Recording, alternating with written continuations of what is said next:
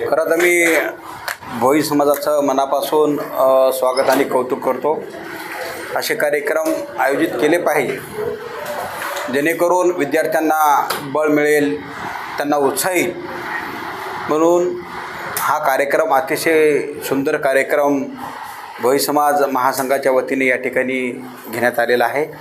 आमचे राजू अण्णा हेमुलवार यांच्या माध्यमातून अनेक कार्यक्रम आयोजित केले जातात आणि हा पण कार्यक्रम अतिशय सुंदर कार्यक्रम त्यांनी आयोजित केलेला आहे। मनापासून त्यांना खूप खूप शुभेच्छा देतो आणि भोई समाजाच्या जे काही मागण्या आहेत त्या मागण्याच्या पाठीशी आम्ही खंबीरपणे आहेत, सरकारमध्ये आहोत आणि त्यांच्या जे काही मागण्या आहेत ते निश्चितपणे आम्ही सोडू असा विश्वास आम्ही त्यांना दिलेला आहे। भोई समाज महासंघाचे जिल्हाध्यक्ष आज गुणवंत विद्यार्थ्यांचा सत्कार तसेच स्पर्धा परीक्षेचे मार्गदर्शन व रोजगार व स्वयंरोजगार कार्यक्रम हा खूप मोठा उत्साहाने आज पार पाडलेला आहे कुसुम सभागृह येथे।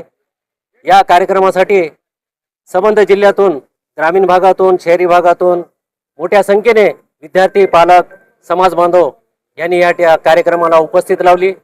तसेच या कार्यक्रमामध्ये महाराष्ट्र स्तरावरले आमचे व्याख्याते, विविध सामाजिक उपक्रम करणारे आमचे पदाधिकारी या ठिकाणी मोलाचं मार्गदर्शन लाभलेलं आहे। त्यामध्ये प्रामुख्याने डॉक्टर मिलिंदजी भोई जे भोई प्रतिष्ठानचे संस्थापक अध्यक्ष आहेत आणि त्यांना सामाजिक कार्यामध्ये महाराष्ट्र शासनाकडून पारितोषिक सन्मान करण्यात आला आहे। त्यांचं मोलाचं मार्गदर्शन या महाराष्ट्रातल्या आपल्या समान बांधवांना, विद्यार्थ्यांना मोलाचं मार्गदर्शन त्यांनी या कार्यक्रमाच्या निमित्ताने दिलेले आहे।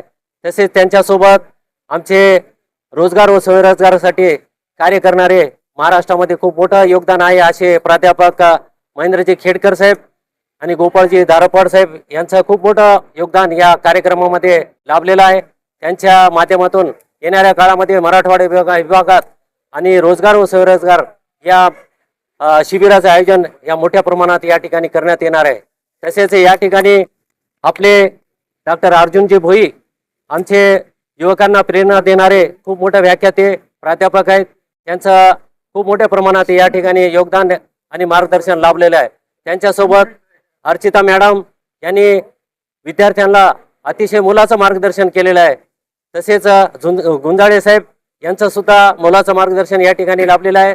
आणि या ठिकाणी समाजाला एक लोकप्रतिनिधी म्हणून आमचे लाडके माजी मुख्यमंत्री माननीय अशोकरावजी चव्हाण साहेब या ठिकाणी उपस्थित जर झाले नसेल, त्यांनी त्यांच्या व्हिडिओ कॉन्फरन्सद्वारे आमच्या समाजाला प्रबोधन केले आणि त्यांच्या वतीने या ठिकाणी त्यांचं प्रतिनिधी त्यांनी पाठवून आमच्या समाजाला योग्य दिशा आणि सहकार्य करण्याचे त्यांनी या ठिकाणी मनोगत त्यांनी व्यक्त केलेले।